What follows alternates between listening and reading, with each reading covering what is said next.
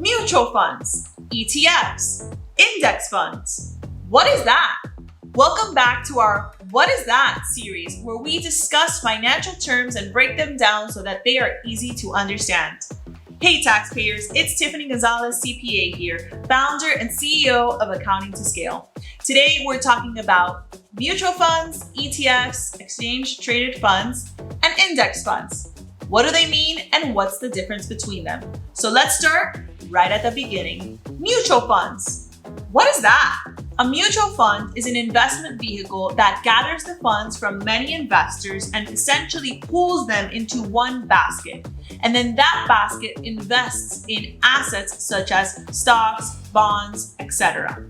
This is done to avoid risk because you have a largely diversified basket. The fund is then managed by a financial professional called a money manager, who is responsible for growing the fund through capital gains and income for the investors. The advantages of a mutual fund is that it provides access to small and individual investors to largely professionally managed portfolios. Everyone that owns the mutual fund shares in the income and losses of that mutual fund.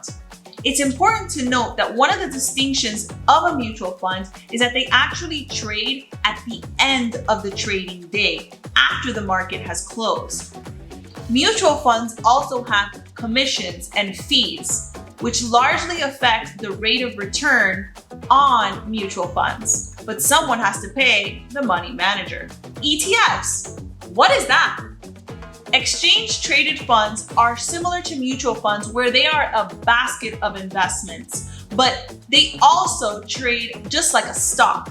So they have a stock ticker on the market, they go up and down throughout the day, and you trade them throughout the day instead of a mutual fund, which is at the end of the day. ETFs typically stick to one index or one industry. For example, a tech ETF might invest in underlying stock that is tech stock. An advantage ETFs have over mutual funds, besides the fact that they trade throughout the day, is that they actually have lower commission and fees, which means you might recognize more of a return on these investments, assuming they are investing in the same underlying assets. Index funds.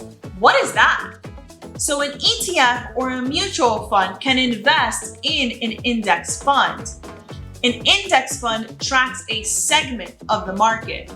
The most popular index funds are the S&P 500, the Dow Jones, and the NASDAQ. Investing in indexes gives you large market exposure, which lowers your risk. It also has some of the lowest fees because it's not an actively managed portfolio.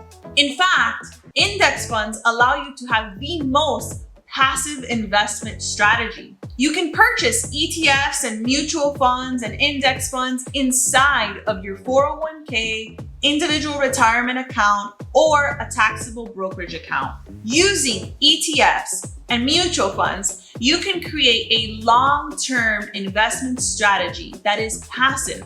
This means you won't need to spend time researching individual stocks or maintaining the risk of those stocks fluctuating.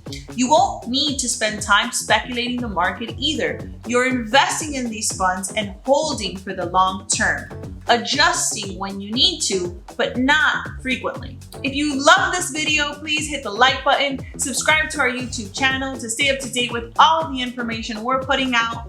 Follow us on LinkedIn, Instagram, and Facebook at Accounting to Scale.